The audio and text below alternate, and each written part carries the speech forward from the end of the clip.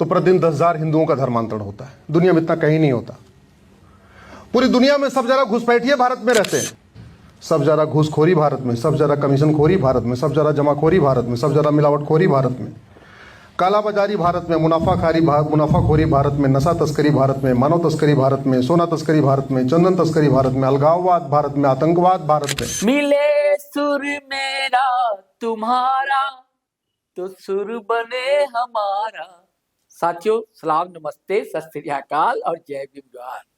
साथी, मैं गायक नहीं हूं, लेकिन ये पंक्ति जो है दिल को छूती है और जहन में कैद होकर रह गई है। हमारी पीढ़ी के कई लोग होंगे इस गीत को भूले नहीं होंगे। भीमसेन जोशी की आवाज कोई कैसे भूल सकता है। और इस गीत को लिखा था पीयूष पांडे ने। अशोक पत्की का म्यूजिक था दोस्तों, और ब्लैंक लुइस जैसे कुछ नाम था, मैं भी नाम भूल रहा हूं। उन्होंने संयोजित किया था संगीत को। 1988 में पहली बार जब दूरदर्शन पर ये चीजें आई सामने, तो हम जैसे नए लोगों ने, नई नस्ल, उस दौर में हम लोग नई नस्ल के लोग थे, हाई स्कूल के छात्र थे, जाना कि देश क्या होता है, एकता क्या होता है, माले जैसे एक माला होता है उसमें कैसे पिरोई जाती है संस्कृति, परंपराएं, अलग अलग भाषा, अलग अलग धर्म समाज के लोग। कौन नहीं था उसमें? हर फील्ड के टॉप की जो क्या कहते हैं वेल नोन पर्सनैलिटीज, खेल हो, फिल्म हो, संगीत हो, आर्ट हो, कल्चर हो, और साथ में ये गीत। क्या आज इसकी जरूरत नहीं है दोस्तों? देश में एकता की, भाईचारा की और वैसे कार्यक्रमों की। लेकिन आजकल ऐसे कार्यक्रम बनते ही नहीं, दिखते तो नहीं, शायद कहीं बनते हो, पता नहीं। हम आपको दिखा हो दोस्तों तो आप जरूर शेयर करेंगे। लेकिन इसका जिक्र करने का मकसद कुछ और है साथियों। वो ये है कि क्या झारखंड की राजनीति में भी एक सुर ताल की बात की जा रही है? क्या हेमंत सोरेन मुख्यमंत्री के सुर ताल में चल रहे हैं? जयराम कुमार महतो डुमरी एमएलए, जेलकेम सुप्रीमो, ऐसी चर्चाएं पॉलिटिकल गलियारों में बहुत तेजी से आम है। मैं सारी बातें बताऊंगा, कुछ ऐसी चीजें बताऊंगा कि इस धर्मांध दौर में प्रगतिशील चेतना की कितनी जरूरत है। फिर एक सवाल खड़ा होता है कि क्या लेफ्ट मरा नहीं है? क्या हटिंगटन ने कहा था कि अब संस्कृतियों के, धर्म के खात्मे का समय आ गया? क्या वो सच्चाई है?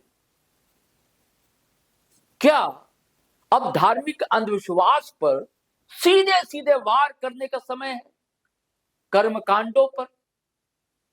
नहीं तो क्या कारण है कि दक्षिण पंथ से लेकर समाजवादी धारा के लोग भी एक ही सुर में बात कर रहे हैं?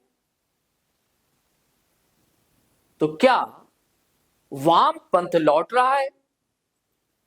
तो क्या लेफ्टिस्ट विचारधारा से ये लोग कहीं ना कहीं प्रभावित, या समय की दरकार है, समय की जरूरत? अश्वनी उपाध्याय बड़ा नाम है दोस्तों।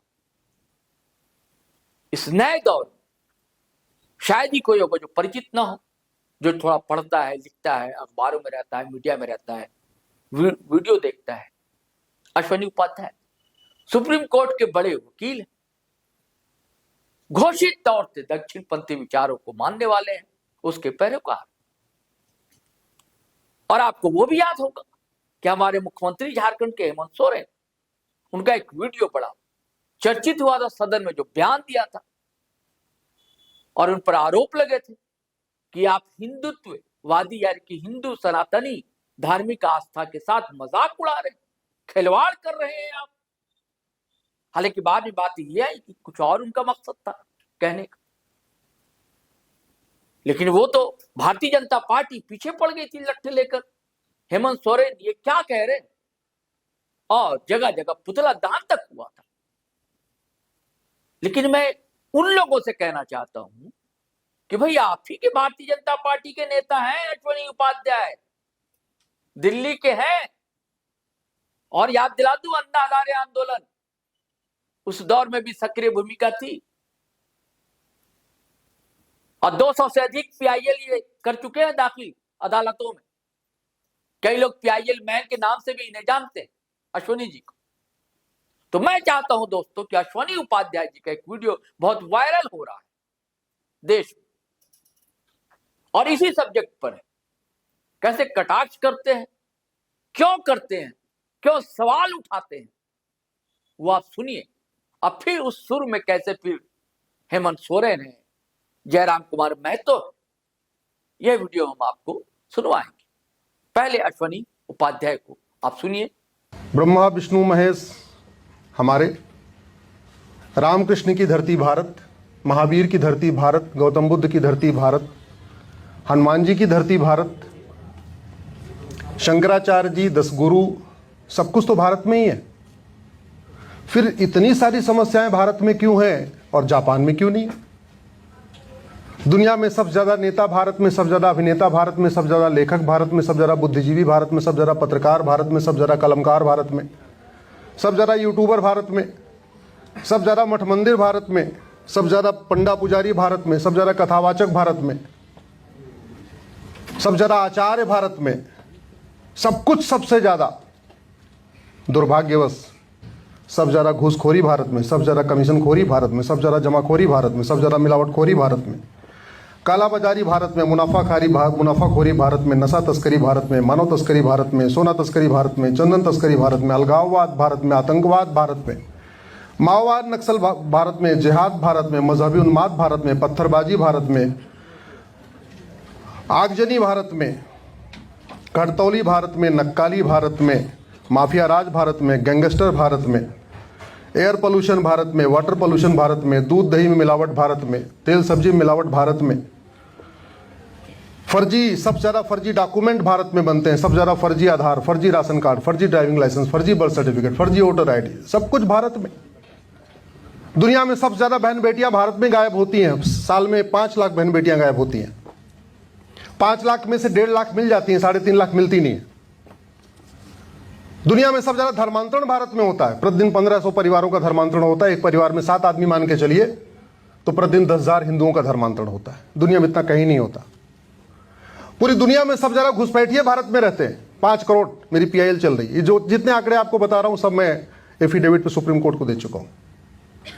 तो पूरी दुनिया में सबसे ज्यादा रोहिंग्या भारत में, पूरी दुनिया में सबसे ज्यादा बांग्लादेशी घुसपैठिए भारत में, सबसे ज्यादा अवैध पाकिस्तानी भारत में, अवैध अफगानिस्तानी भारत में, अवैध रोहिंग्या भारत में, अवैध बांग्लादेशी भारत में। क्यों? सबसे ज्यादा जमीन विवाद भारत में। दुनिया में सबसे ज्यादा रोड एक्सीडेंट में मरने वालों की संख्या भारत में। दुनिया में सबसे ज्यादा जमीन विवाद में मरने वालों की संख्या भारत में। साल में 5 लाख लोग रोड एक्सीडेंट में जाते हैं। प्रतिवर्ष 2 लाख लोग जमीन विवाद में मर जाते हैं। भाई भाई को मारता है, पिता भाई को मार देता है, चाचा भतीजे को मार देता है। क्यों? तो साथियों, अश्वनी उपाध्याय को आपने सुना, सनातनी है, घोषित तौर से सनातनी। और ये क्या सवाल उठा रहे हैं और कहते हैं ऐसा क्यों? फिर हम एक धार्मिक देश है, सारे अवतार, सारे भगवान हमारे यहाँ हैं, मठ है, मंदिर है, मैं जोड़ता हूं मस्जिद है, गुरुद्वारे हैं, सब कुछ है यहाँ, पीर है, फकीर है, संत हैं, बहुत बड़े विद्वान भी हम लोग हैं, सब कुछ तो कह डाला अश्वनी जी, कुछ बचा नहीं हम लोग के लिए कहने के लिए। कहा क्या? लेकिन अब चाहता हूं दोस्तों कि अब सुनिए हेमंत सोरेन ने क्या कहा था। और ये देखिए एक ही समय की बात है, सब एक आध दिन आगे पीछे हो सकता है। ये क्या वेव लेंथ है जो काम कर रही है। कहते हैं प्रकृति सब कुछ है, वही नियंता है, वही संचालित करता है। तो सुनिए हेमंत सोरेन ने, ये फाइल वीडियो है दोस्तों, पे जब समापन था बजट सत्र का उस दिन उन्होंने कहा था, ये बातें कही थी। तो सुनिए हेमंत सोरेन ने क्या कहा था। ये पूजा करो, वो पूजा करो, पढ़ो लिखो मत, डॉक्टर इंजीनियर मत बनो, प्रशासक मत बनो, लाठी डंडा चलाओ खाली। और सोचता हूँ जबान में कुछ कुछ बातें आती है तो हंसी भी आती है। सबसे अधिक सरस्वती पूजा भारत देश में होता है, सबसे अधिक। लेकिन ब्रिलियंट बच्चे कहां पैदा होते हैं? जापान में। लक्ष्मी पूजा सबसे अधिक हम लोग करते हैं। सबसे अधिक अमीर लोग अमेरिका में पैदा होते हैं। कहीं कुछ गड़बड़ है देश में।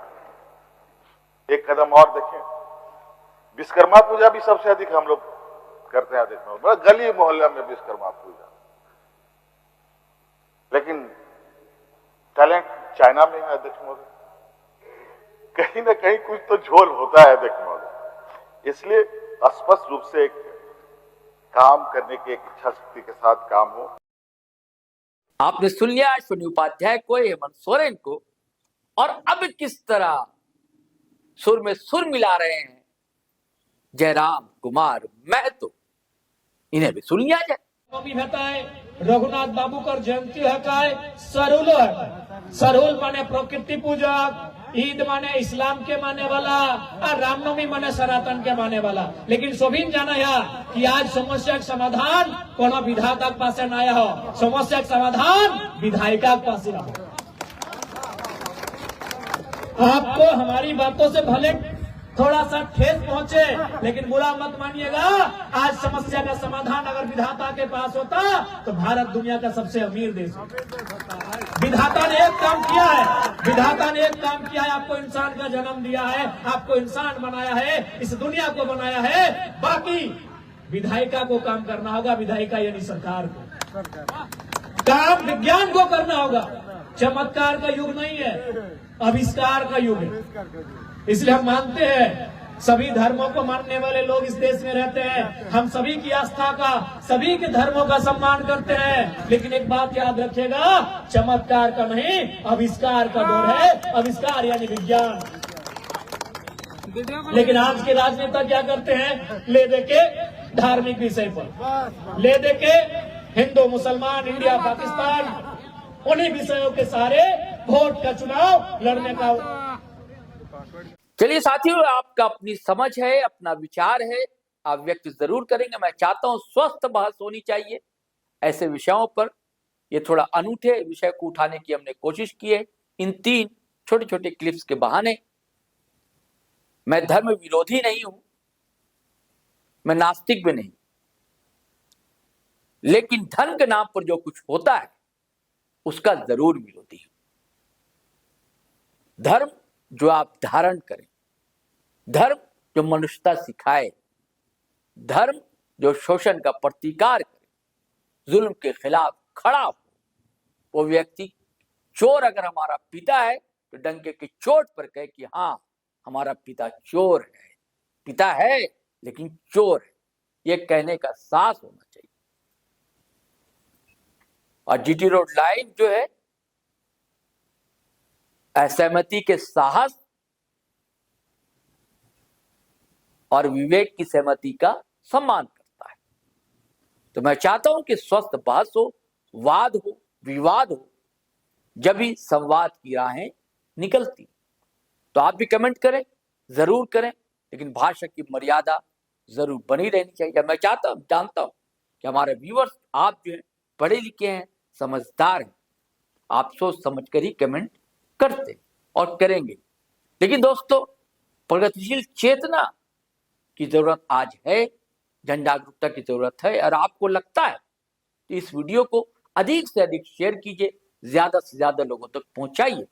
ये आपका दायित्व बन जाता है ऐसे समय जब चारों तरफ धर्मांधता का घटाठोक अंधेरा है। तो चलिए चलते हैं, आज्ञा दीजिए, इजाजत दीजिए। जय हिंद, जय भारत।